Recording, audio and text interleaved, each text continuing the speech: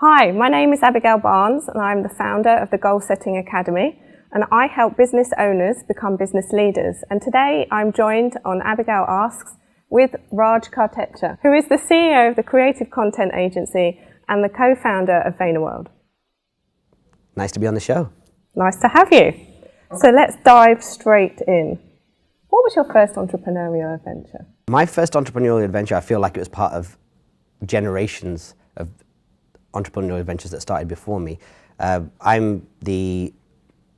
dad was an entrepreneur, his father.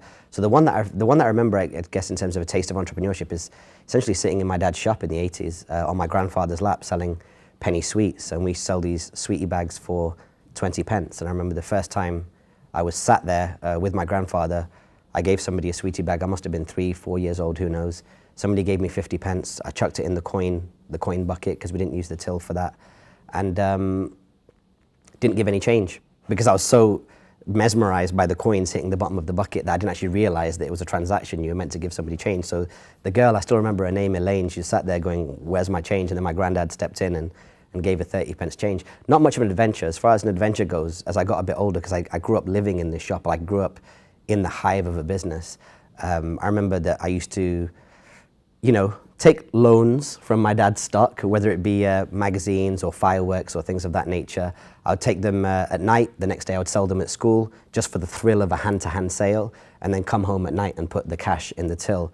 So it worked out pretty well when it came to things like calendars and magazines, things of that nature, but less well when it came to selling fireworks to other kids at school. But, we got into a little bit of trouble with that as well. Definitely a lot more of an adventure. But luckily, because I always had that hustler spirit, there was the head teacher who was there for me getting into trouble, especially when the police came to find out, who's this kid who's selling fireworks to other minors. That head teacher, I helped him get his pool table in the common room of the school refelted. So he kind of owed me a favor, and I gave me a bit of a buffer. Doing stuff for people gets you out of trouble, and it was just part of the adventure. So you were a day trader as a child? Yeah, I mean, look, if entrepreneurship is in your DNA and you see your dad selling cigarettes and magazines and milk and greeting cards all day for money, and you see your grandfather doing it, you just want to be part of it, right? And it's just not easy for a 11, 12, 13, 14-year-old to sell anything unless you dip into a little bit of what they're doing. So not so much day trading, I just wanted the rush of selling something. I still love that to this day. If there's a product or service, particularly if it comes from my agency, I love selling it. It's my passion. So who is your business idol? I don't know if I necessarily idolize people. I think what most people expect me to say, especially those that follow me online, would be Gary Vaynerchuck. It's funny because I don't necessarily idolize him because I've been so fortunate to spend so much time with him and apply the things that he's taught me on a day-to-day basis. But if we're saying idol, somebody who I kind of appreciate from afar, it would have to be, Jay-Z. He's the kind of person that started off from a creative hub, started off from his own ability as an MC, as a lyricist, as a rapper, but then quickly diversified into many different things, clothing, alcohol, now a management company, having his own record label. So I would say that if there was elements of idolizing somebody, it would be Jay-Z, because I think I learned from him very early the benefit of using the attention that a creative base gets you. So that's myself as a DJ. That helped me build up a lot of momentum since the 90s, and then flipping that into something else, leveraging it, if that's the better use, to go and launch other businesses, which I've done with, creative content agency and a number of different things, VaynerWorld. So that leads us very neatly onto the next question. What actually prompted you to create the VaynerWorld brand, if you like, and the VaynerWorld event? So as with other people that I've worked with, you could call them like niche celebrities, people like earlier, 10 years ago, people like Russell Peters and people like that. I've always had a good instinct for who's going to be the next top guy or girl in a particular world. I first interviewed Gary back in 2008, I would say, and that interview was very much like this one, certainly not as beautiful and professional, but it was myself, my cameraman buddy, and my cousin Vic, and we went into Gary's hotel breakfast dining area, and we set up this 2-camera studio with mics, and we interviewed him. And I think VaynerWorld is just a continuation of that. So VaynerWorld was my 6th interview with Gary, my second one to the public, the first public interview being VaynerWorld 1 back in 2013. And what prompted me to do it was I really wanted to amplify the value that I get from Gary to as many people in a live environment as possible. So being a DJ, being a former party promoter, I understand the value of getting people in a room together and what that means. And when you share music, you get a reaction from people, right? Hundreds of people that I've DJed to, if I play a certain record, I know I'm gonna get a certain response. Well, I feel the same way about putting Gary in front of people. As much as I preach and share some of his thoughts on business and action them myself, it's very difficult for me to get people to buy into the doctrine. And so for me, the biggest, smartest thing I thought I could do was invite people to come and watch me interview him. And that's what essentially VaynerWorld is. It's an immersive Gary Vaynerchuck experience. You know, you saw this year we had the characters on the stage.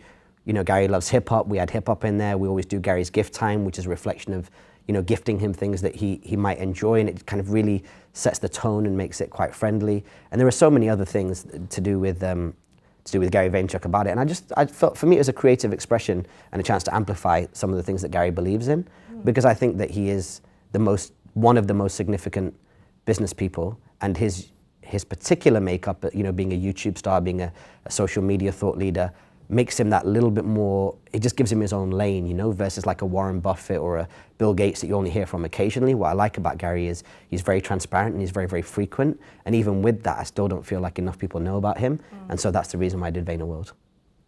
So you asked him some very interesting, and I would say unique questions insofar as this guy has been interviewed by many people on every subject, but you managed to come up with questions that were new and innovative from a different angle. Yeah.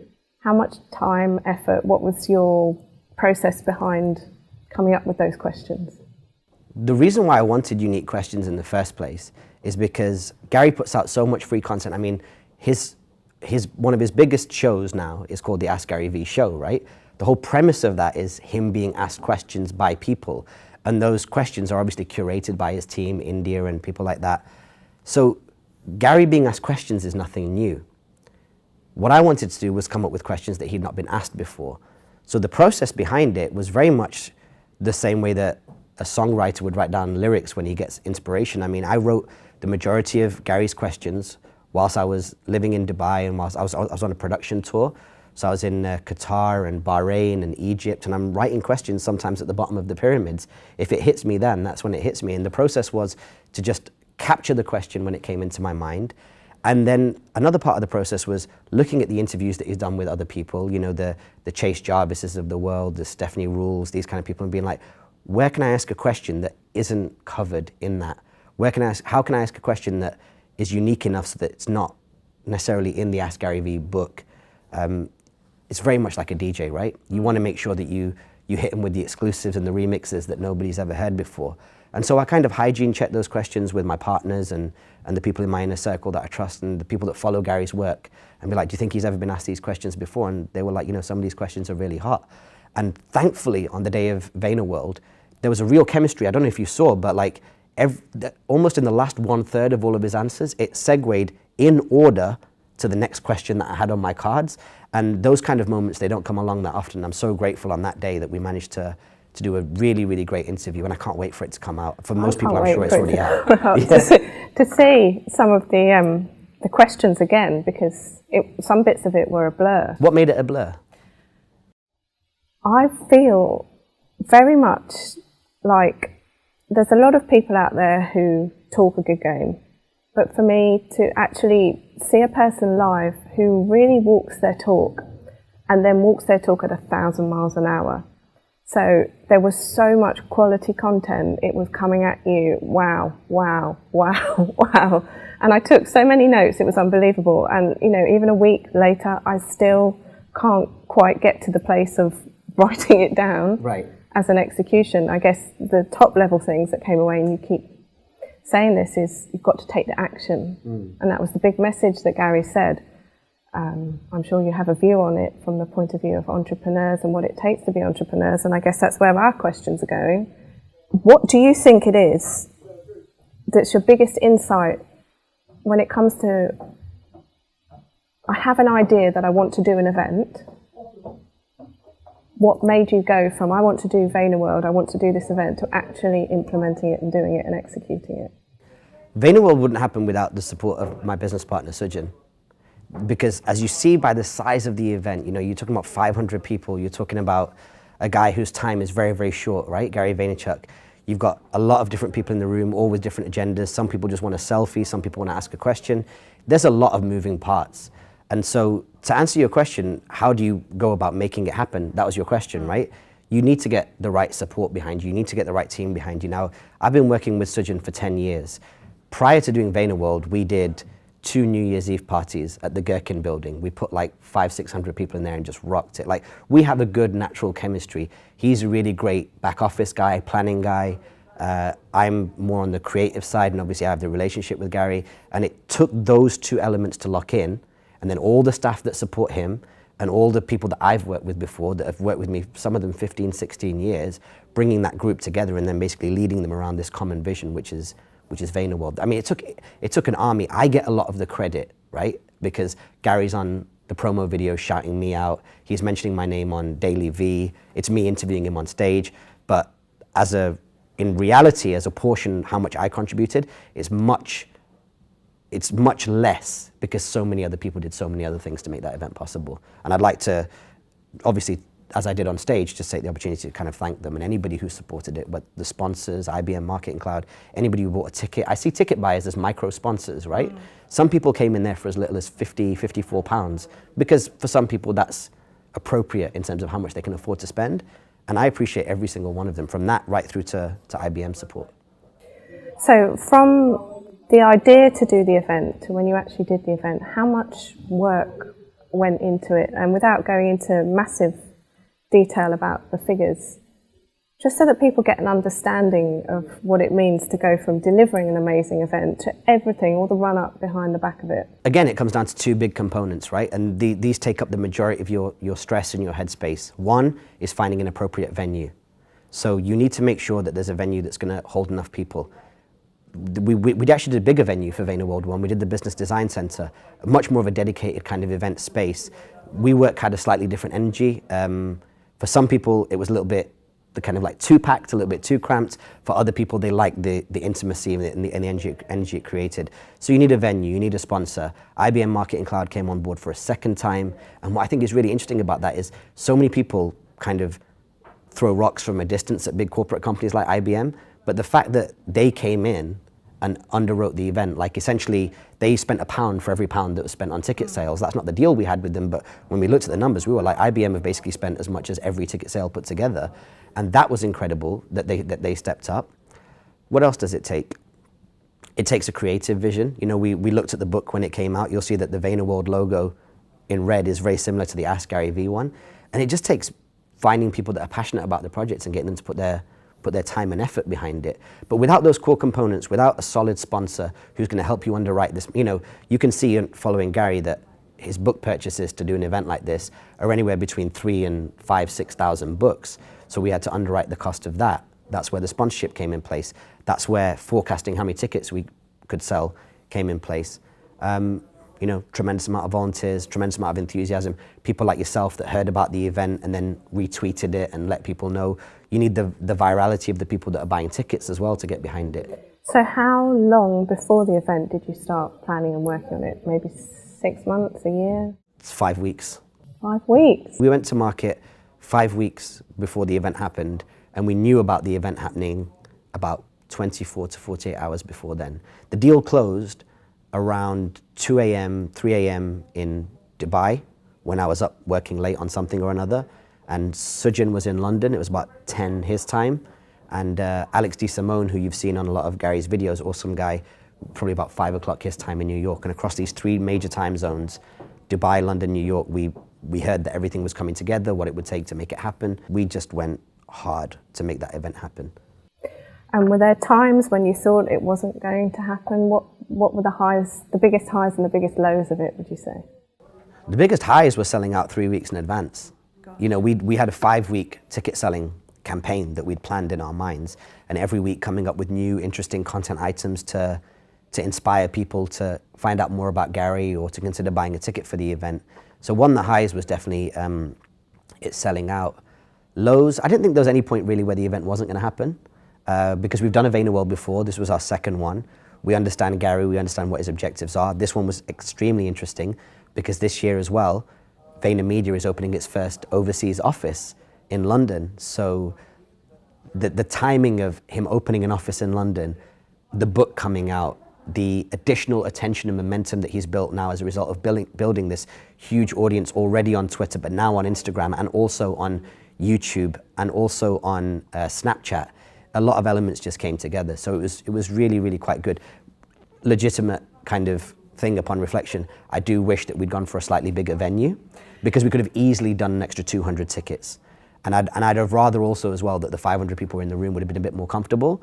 But these are the kind of things that you live and learn because the night before, I don't know if you know, but Gary did a meetup in Soho. Yeah. And even when his team walked out, I went and talked to his team, they were like, maybe we'll get 30, 50 people. We're talking 200 to 300 people. There are certain, I'll tell you this about social media, there are certain things that you cannot gauge until somebody actually steps out on stage or steps out onto the street. So as much as even he thought 50 people might show up and 200 to 300 people showed up, same as us, we thought, yeah, maybe somewhere we'll land somewhere between 400 or 500 in terms of organic sales. Could have easily been 700, but you just don't know. And what you do, you adapt.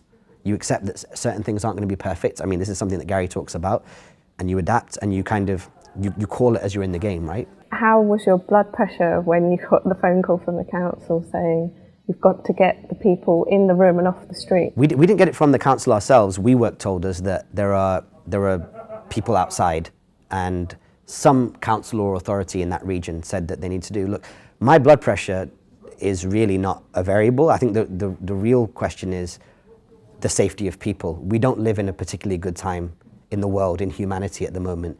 You switch on the news and there are things happening, terrible things happening to innocent people in Europe and in other parts of the world as well, right? So when the word came in that we needed to get people in, I instantly understood it and made the call to let people in, even though the chairs were not ready. There was still a lot of stuff that needs to be done in the venue. But ultimately, when you've got a queue going from outside We Work all the way into Moorgate Station, so I was told, I didn't see it, but I was told the queue is going all the way back there. People's safety is the main thing. Now, for the most part, we know walking around London that on a day-to-day, things don't happen.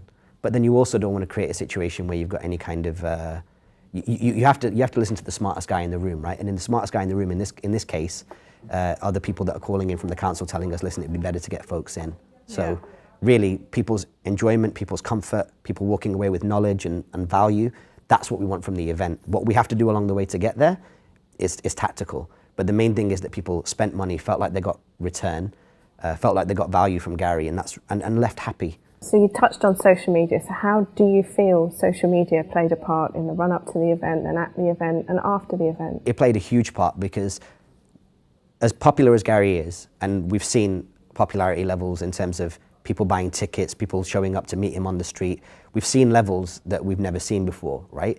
Well-deserved. He works 16, 18 hours a day, as you see on the Daily V show.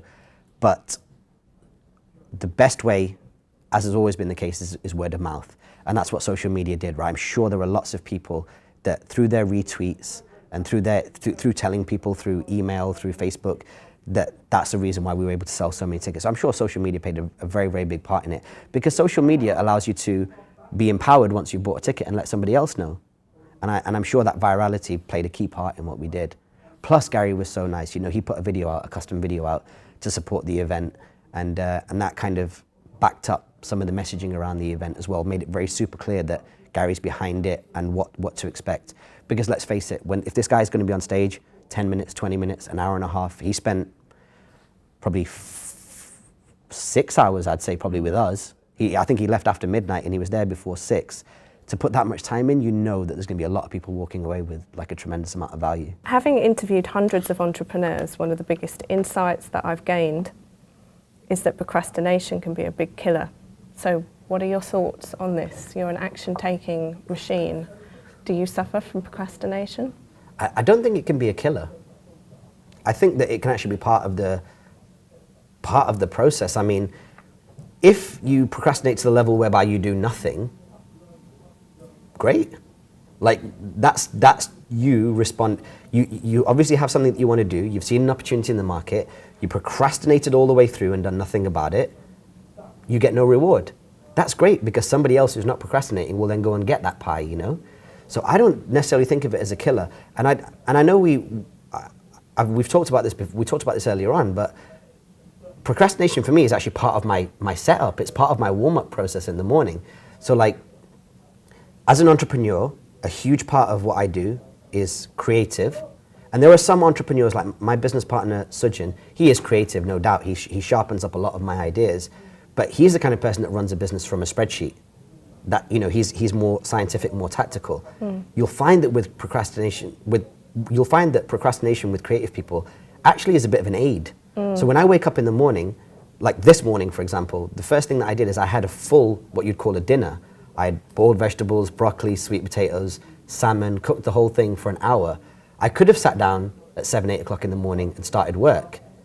You could argue that making this meal and avoiding starting work is procrastination, but it gets me into that frame of mind. That followed by a coffee then allows me to make sure that the time that I'm working, I'm getting the most out of the work that I'm doing. So I don't know if necessarily if I feel like it's a killer, because everything leveraged and proportioned the right way leads to your net outcome. We're only judged on our net outcome. Like, I am a procrastinator, facts, but still pulled off VaynerWorld. I'm a procrastinator, but still I'm able to run creative content agency. I think that if you go on either end of the extremes, you're going to find yourself in a situation where you're not fulfilling your best work. If you do zero procrastination, I'm sure you're missing out on a lot of serendipity, a lot of random conversations in bars, a lot of doodling that might lead to the next big idea. And I think if you are 100% procrastinator, of course, you're not going to get anywhere. And ultimately, if you've got that resourceful mindset, that hustling mindset, you're going to have to be like, okay, I've given myself 4 hours to do 5 hours of work. I now have to do it in 4 hours. If that's more uncomfortable than the 5 hours, that's what it is. And the trade-off is, I went here, or I went to this conference, or I went for dinner with this person. Did I get enough from that to make sure that I was in the right mindset to do it in 4 hours? But in general, would you say you like the pressure then? Yeah, I do like pressure. I like the fact that sometimes, you know, I think you can overthink things. The amount of time that you spend thinking about something is often the amount of time you have available to think about it. And so if you artificially put yourself in a situation where you've got to make a decision in a day instead of a week, so be it. Because the reason why you couldn't make it in a week is because you just really didn't know which way to play it. And when you had to do it in a day, and when it was right up to crunch time, you had to let that decision go, for better or for worse. So sometimes I think that pressure is a good thing. I can tell you for a fact that every piece of work I did in academia, high school, college, university, postgrad, everything was to the last minute. I would leave the club, when I used to do club nights, I would leave the club at 2:30, 3 o'clock in the morning, go home for 4 to 5 hours, do an hour's revision in the morning, and then go and sit a master's exam. Wow. It's just the way that I work. It's just, I just don't respond. I'm too relaxed to respond to anything bad happening. If someone stopped this interview right now and said there's going to be a whole bunch of cobras are going to be released on the floor here in 10 minutes, I'd be like, well, that gives me 9.5 minutes to bullshit and just make the most of this moment. And then 30 seconds before the cobras come, we'll hit the elevator and get out of here. So you like to make the most of the time that you have? Squeeze every drop out. Because you just don't know. In that 9.5 minutes, me and you could choose the winning lottery numbers. And we're planning a big vacation to, like, you know, Miami. A big party in Dubai. A big party in Dubai. You're welcome to come anytime. What advice do you have for entrepreneurs and business owners? You need to figure out if you're an entrepreneur. Because to be an entrepreneur before was not a self-qualified thing. Now, anybody can wake up and be like, I'm an entrepreneur. And I come from this world. Like, I'm a DJ. You've been able to wake up at any time in the last 50 or 60 years, buy 2 vinyls, 2 CDs, a pair of turntables, and be like, I'm a DJ. And there's no qualification period. There's no qualification for that. You want to do that because being a DJ is cool. Being an entrepreneur is being the new DJ. Being in a startup is like being in the modern day garage band. It's just the cool thing to do, right? To be an entrepreneur. You need to figure out if you're an entrepreneur. And the only way you're going to figure out is if you start. If you get into the market with your minimum viable version of your business and start poking around and saying, actually, will somebody pay me for this? And I think that because of websites like Squarespace and Eventbrite and Facebook and all these amazing apps that are online right now, you can if you really want to. I can if I want to. Before I leave here today in an hour, have a website up that just tests out a brand new consultancy, like a pet consultancy. And I can email it to 800 people, and with a basic website, petconsultancy.squarespace.com, don't even buy the URL, and be in the market. That's why it's the best time to be in entrepreneurship, because the time to get to market and the feedback from the market are ultra fast. It's also the worst time to be an entrepreneur, because and you see this, and I see this all the time. You go on Instagram and you type in entrepreneurship, you type in that on Twitter and you search it, and there is just so much rubbish. There are so many motivational memes, there are so many retweets, there are so many quotes, and none of that has got to do with asking the market if they'll exchange money for something that you're offering of value, be it a product or a service. And so if you shouldn't be thinking about being an entrepreneur. If that entrepreneurial drive is in you, you're just unlocking it and going to do what you're meant to be doing, starting that business, selling that product, wherever it may be. I think if you think about it too much, you're procrastinating. So go out and just start. Take action and let the market tell you. Yeah. And then call it quick? Call it very quick. Yeah, call it very, very quick. Part of being a successful entrepreneur, from my limited view, right? I'm no multi-billionaire, but from where I sit on this chair, you have to call the market, as in be like, there is a gap for this.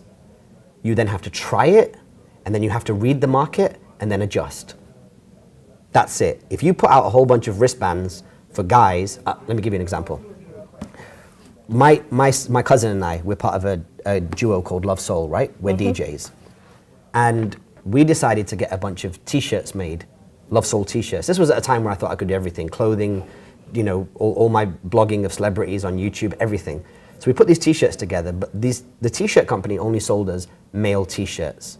So we naturally went for heavier set sizes, so large, extra large, or medium as a minimum.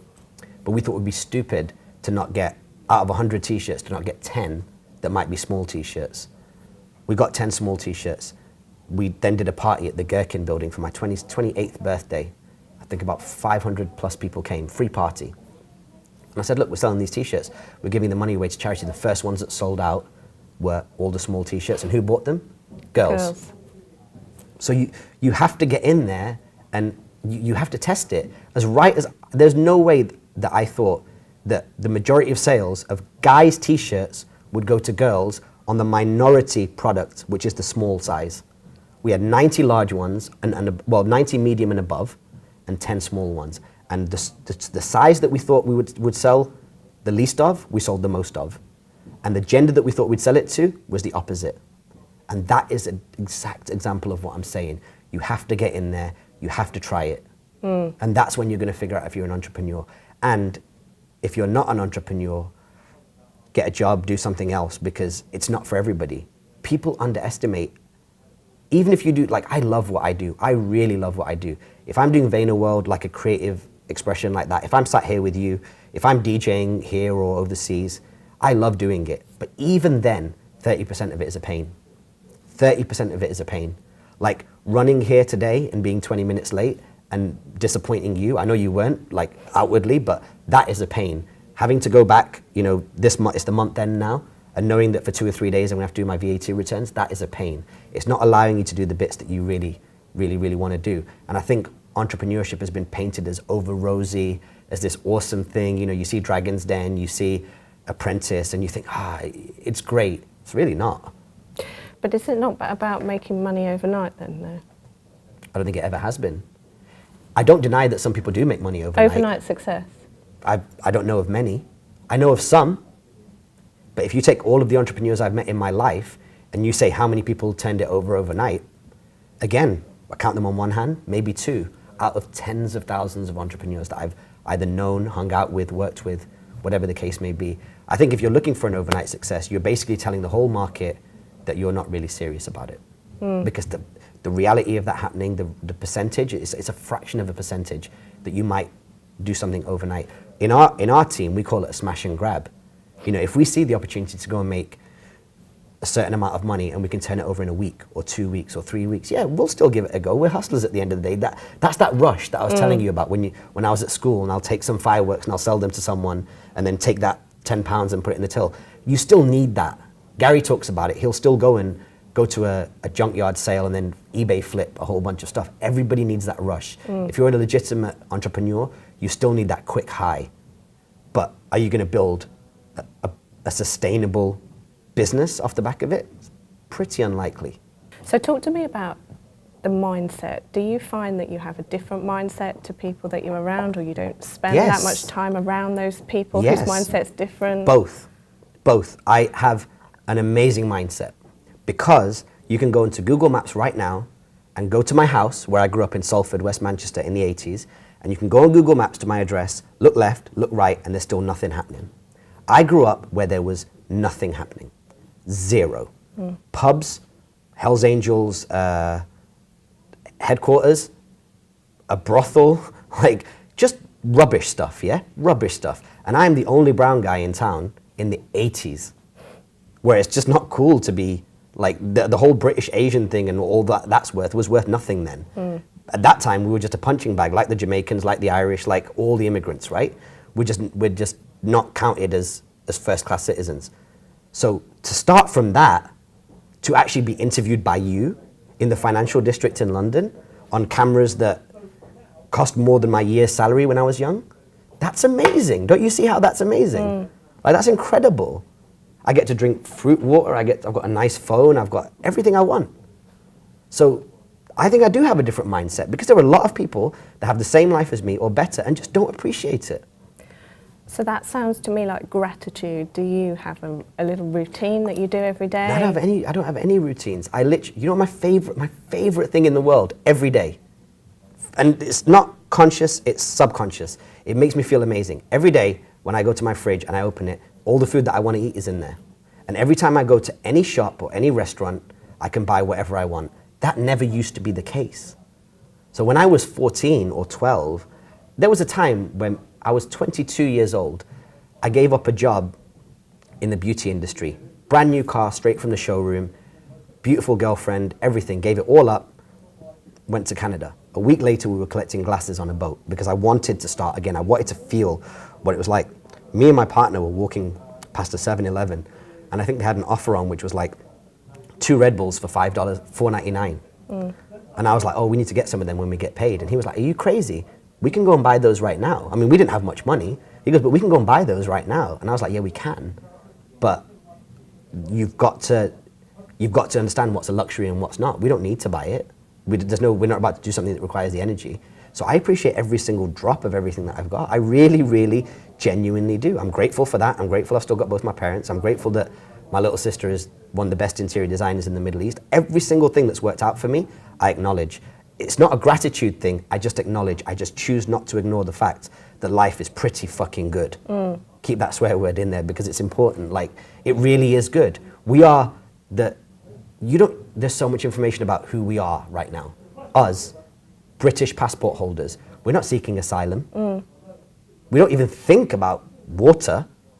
And 80+% of people in the world are thinking, oh shit, if I want water, where do I get it from? We have options of water in this office. Flavored water with orange, it sounds like I'm being way over the top, right? But this is my actual attitude towards life. I agree. Right? We are the elite in this life. We are the best of the best of the best of the best. There are people above us that have nothing more than we have other than money, and we choose to use that as a basis. But the reality is, you're in good health, I'm in good health, our friend here is in good health. You're playing the same game as everybody else. You know what I mean? And that's why I'm super grateful about it. So I want to ask you this question then, based on what you've just said. If you were going to start over with £1,000 today, what would you do? I wouldn't spend £1,000 because it depends on what my business was. I would sit on the £1,000 and bask in the glory of the fact that I've got £1,000 and use that confidence to help me do something. I mean, it all depends, right? If I had to build any random business, I'd probably spend £100 of it on Squarespace to make sure that I've got a legit website that works with my own URL. So that would cost me about 100 quid. That's it. That's all I would do. Email's free. Gmail is free. In that, you get your calendar, you get a whole bunch of free apps, and I would just start. And I probably wouldn't even put the website up unless I'd been out in the market and talked to people, should I be doing this business? Look, £1,000 is a luxurious amount of money to start a business with. I think it's way more than most people need. And as a result of it being that big, I just don't think there's a one size fits all way to spend it. But it is important to have a website. Is it as important as having a good presence on all the social networks? Probably not. Yeah, it's difficult to spend £1,000. You almost just don't need to. What are the biggest things that have happened in your life to shape you and make you who you are?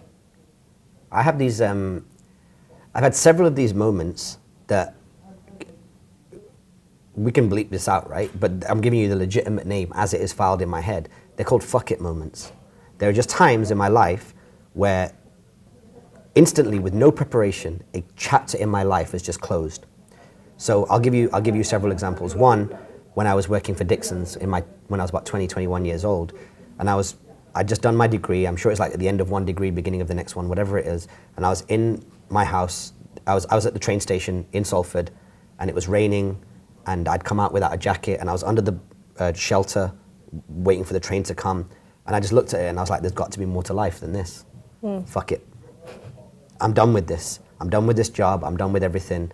And that's when I called up still one of my business partners to this day, and it's like, "Dude, do you know that being British, we're part of the Commonwealth. We can go to Canada if we're under 25 years old with an unlimited visa. We don't even need a job to get into the country. Let's do something about it." Then obviously I got my job in the beauty industry that I told you about and went after that. But these are the moments that then roll out into other things. Same thing happened when it was time to buy a house. Same things happened at multiple points in my life. I've got to just do bigger and better, and just something just snaps in my head and I go, that's it, that chapter's done. And there's no reversing that, by the way. Once that happens, there are certain things that I do where I have doubts and should I do this, should I do that? They're not fuck it moments. Fuck it moments come to me and at that point there's no reversing it. So what would you do when you do have a doubt? I mean, I'm lucky now. I have a really good inner circle. If I have a doubt, it has to be coming from a place in my mind, in my psyche. And I think one of the things that I do is I go to the appropriate person to ask that question. Majority of the appropriate people in my life are, I don't know if you saw my cousin Vic at the event, Serge, my business partner, Rish, one of my other business partners. These are my musketeers. And I'll just say, hey, listen, thinking about this, not too sure about this. What do you think? What's your 2 cents? And that debate and inside that dialogue, it's an exercise to get my true feelings to come to the surface. It's an exercise to bring my true instinct to the surface.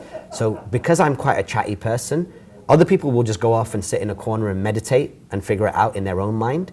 I don't. I need that dialogue. I need that back and forth. I need that sparring. I need to give one of my business partners or somebody I trust my best pitch and have them knock it down in half a second to be like, okay, that wasn't my best pitch. So do you have a big why for doing what you do? Because I can. Do I have a big why? Like, why do I do stuff? Why do you do? Because I can. Yeah. Because I can do whatever I want to do. Like, that's my legitimate feeling. If you said to me right now, here's a crazy idea, but I think we can pull it off. If I felt the same way, I'd do it. I have no why. I just accept the fact that, as I mentioned to you before, we are the lucky few. If we don't, we are disrespecting the cards that we were dealt. If we don't do something with our talent. There are so many people right now, I'm sure, watching in other places that are like, I'd love to be, living in London, having all the opportunities that he's got or she's got. Right, I agree. It's a shame that they don't have it, and the only way that I can do something about it and not disrespect them is by doing something about it myself. If I waste all this time, all this opportunity, all this access that I've got to people like Gary Vaynerchuck, well then I'm an idiot. Like, I'm an idiot if I don't do something about it. And how dare I go around the internet or social media calling myself a hustler if I don't try and squeeze every last bit of opportunity out of every opportunity that I have. I have to. I have no choice. That's my why. Why? Because I can. And God forbid tomorrow, something might happen to me. I might have a stroke. I might get hit by a bus, and the story ends or adjusts there. But up until that moment happens, and God forbid that it does, touch wood, I'm going to go 100% every single day. So here's an interesting question around work-life balance, work-life integration. Yeah. You've said that you work 15, 18-hour days.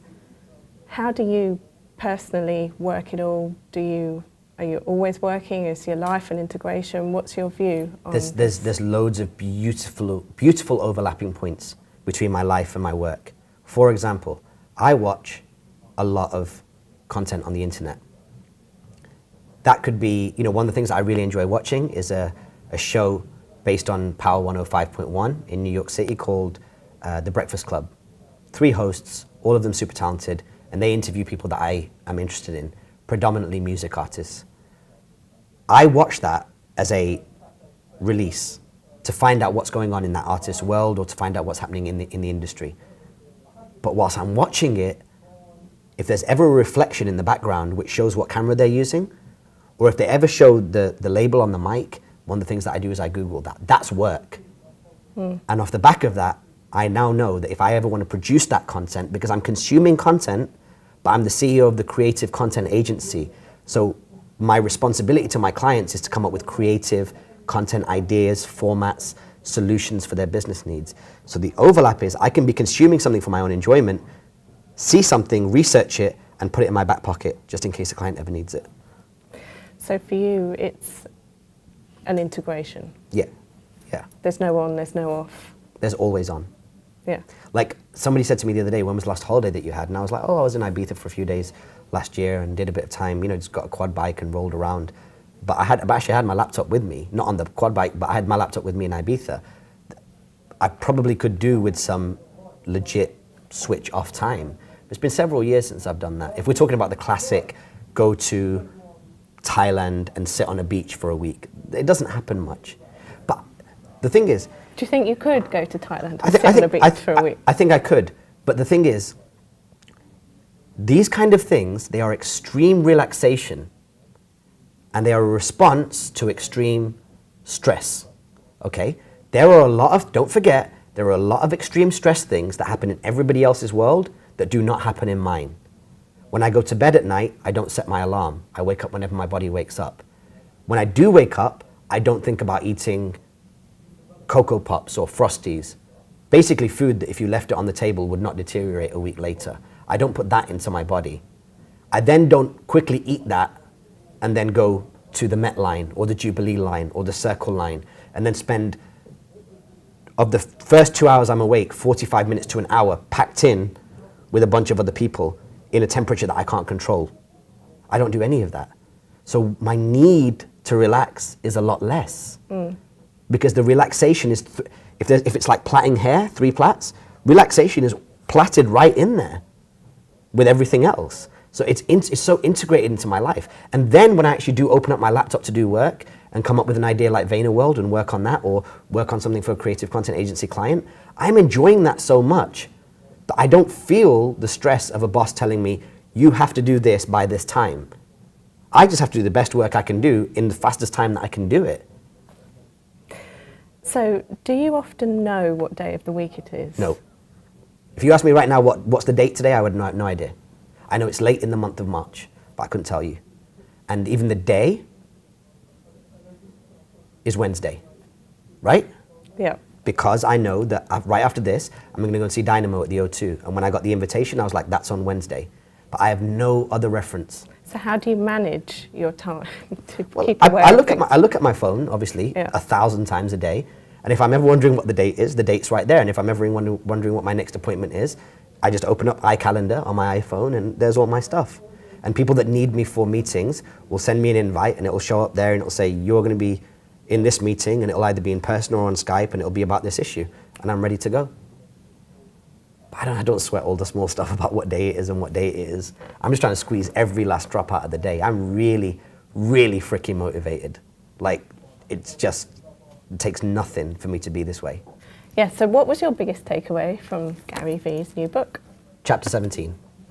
Chapter 17? Self-awareness. I think from following Gary since 2008, every piece of content that he's done, and interviewing him 6 times, which is probably the most in the UK, if not one of the guys who's interviewed him the most in the world, right? The self-awareness, he's talked about self-awareness before, but to commit a chapter to it and to make it so much a big part of his current talks and the current content that he's putting out is, in my opinion, the biggest thing since the 2008 Web 2.0 talk, where he says hustle is the most important word ever and stop watching Lost. Self-awareness is the biggest thing since then. And I think it sits there as a trophy frame of mind alongside hustle. Because as I said to him on stage, I feel like hustle is not the word it used to be. Everybody, like with entrepreneurship, can wake up tomorrow and be like, I'm a hustler. And you look at their day and you look at what they're doing and you look at their attitude and you break it all down, you reverse engineer it and you go, you're not. You're just saying it because it sounds cool, but you're not, because you go home and you watch Netflix for 4 hours every night. I watched Netflix for the first time this weekend because I was sick. Otherwise, I just pay £6 a month for it for no reason, and every other subscription is the same. People claim to be a lot of stuff, and here's the difference, and here's why. I told him this. Here's why self-awareness is the biggest thing that Gary's talked about. Because with hustling, when you hustle, you believe in yourself and your ability so much, and you'll plug in everything to make that possible. So when I was hustling in 2008, 2009, I was part of a DJ duo. We were doing our own parties. I had a clothing line. I had a non-profit that I'd helped co-found, where we went to Africa and helped a bunch of orphans do dancing classes, and eventually they went on to dance for the president or the prime minister. All true. That was my hustle mentality. It allows you to take on a lot of stuff, or it encourages you to take on a lot of stuff depending on how you interpret it. What I like about self-awareness is it's the opposite. It's narrowing. It's saying, actually, what am I good at? Actually, what do I enjoy? I am not the best person to run a non-profit. I am not the best person to put together a clothing line. I'm glad that I've experimented with it. It was a nice dating period in terms of entrepreneurship, but it's not a marriage for me. And the thing about self-awareness is knowing what it is that you're good at, what it is that you're not good at, and what gets you the highest yield for your time in terms of financial yield and in terms of happiness for your spirit, for your soul. And that's why I like self-awareness and what he talks about it. And I would encourage everybody to, as a DJ would say, rewind that chapter and play it as soon as it's done on the audio book or reread it on this. It's really, really important. And I think it's going to flush out some of the hustle talk, not from him, but from the people that are claiming it. Because I think a lot of people, I hope the word is used less and is used more correctly when people spend a bit of time doing that self-awareness. With hustle, you can self-qualify whatever you want, but with self-awareness, you need to go inwards. And when you go inwards and you get that honesty about yourself, that's when self-awareness becomes really, really crucial. Thank you so much for your time today and for your amazing insights. Thank you. Thanks for the opportunity to talk to your audience, and I hope it's of some value to people.